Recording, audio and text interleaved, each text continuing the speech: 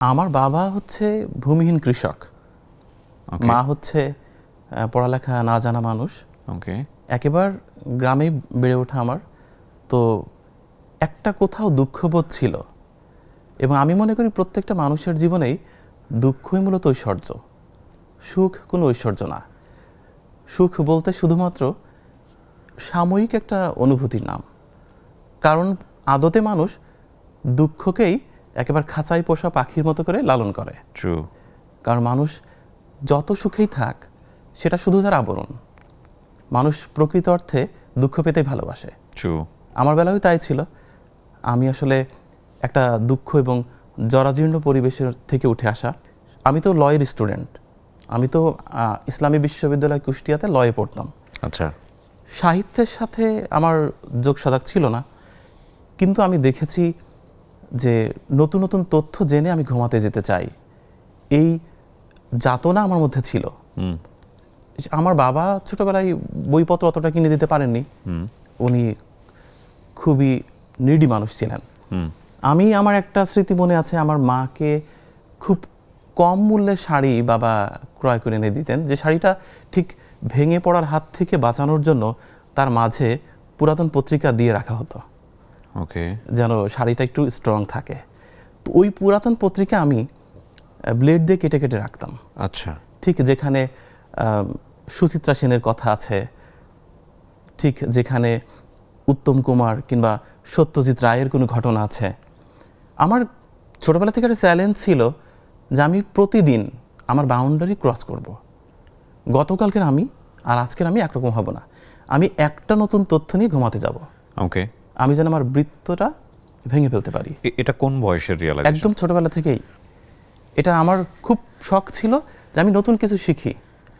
যেমন আমি প্রতিদিন সকালে আমি একেবারে বাসি বিছানায় আমি চেষ্টা করি যে বাংলা মাসের কত তারিখ আছে এবং কত বঙ্গাব্দ এবং আজকের দিনটি কেন বিখ্যাত।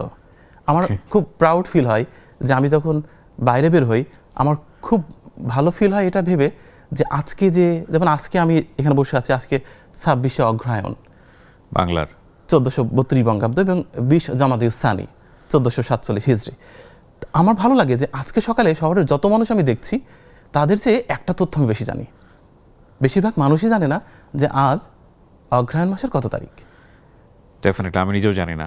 এই যে শেখার আগ্রহটা, তো ছোটবেলায় আমি বলবো যে দুঃখবোধটা এবং ক্রাইসিস আমাকে সত্যি অনেক সহযোগিতা করেছে। এটা তো আপনার মধ্যে যে বোধটা, এটা খুবই পরিশীলিত, প্রেসাইজড এবং খুবই চিন্তাযুক্ত একটা বোধ, যেটাকে আপনি লালন করেছেন ছোটবেলাতে।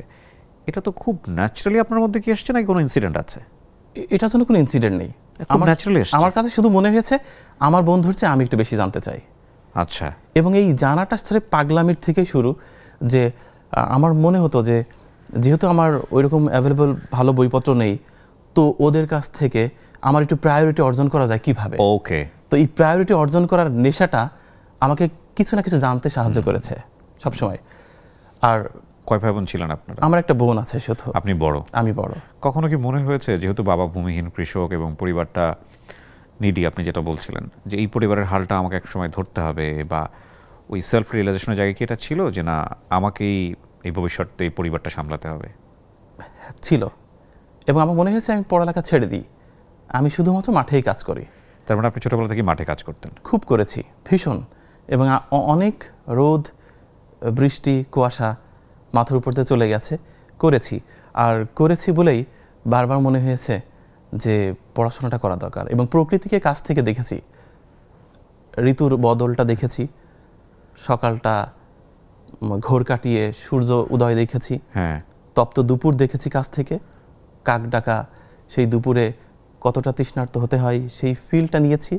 আবার একেবারে সন্ধ্যায় কিভাবে পৃথিবীকে গিলে খাই অন্ধকারটা, সেটা দেখেছি। বিশ্ববিদ্যালয়ে লয়ে পড়লাম, তো আমার বাবার স্বপ্ন যে আমি যেন লয়ার হই। আচ্ছা। এবং উনি আমাকে সেটা করানোর চেষ্টা করলেন।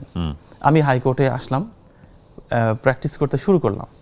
আমার দম বন্ধ লাগতো। আমার মনে হতো যে কোর্টে কেন মানুষ আসে, কোর্ট- এটা যারা না গিয়েছে তারা বুঝবে না। কোর্ট এবং হাসপাতাল। উইথ ডিউ রেসপেক্ট, কোর্টের প্রতি সম্মান রেখে বলছি, কোর্ট এবং হাসপাতাল, পাবলিক হসপিটাল যেগুলো। আমি আমি সত্যি নিঃশ্বাস নিতে পারছিলাম না, আমি ভুলে যাচ্ছিলাম। আমি সিপিসি, সিআরপিসি, বাংলাদেশ দণ্ডবিধি এসব ধারার মধ্যে আমি আমার জীবনকে হারিয়ে ফেলছিলাম। লয়ের এক একটা অন্ধকার গলিতে আমি সত্যি একেবারে দিগ্ভ্রান্ত পথিকের মতো ছিলাম। আমার মনে হচ্ছিল যে এটা আমার না, আমি এখান থেকে পালাতে চাই। এবং আমি সত্যি সত্যি পালালাম। বাবাকে বোঝানোর চেষ্টা করলাম যে আমি জেলা জজ কোর্টের প্র্যাকটিস করব। ঢাকা শহরে হাইকোর্টে খুব ঝামেলা। জেলা জজ কোর্টে গিয়ে দেখি সেখানে আরও নাজুক অবস্থা আমার কাছে মনে হয়েছে।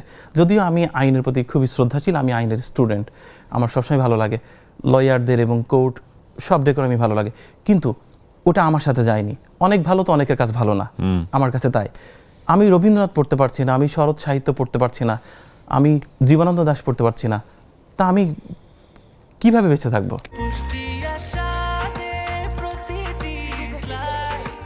ব্রেকফাস্ট, টিফিন কিংবা স্ন্যাক টাইমে মজাদার আয়োজন মানে অল টাইম ব্রেড।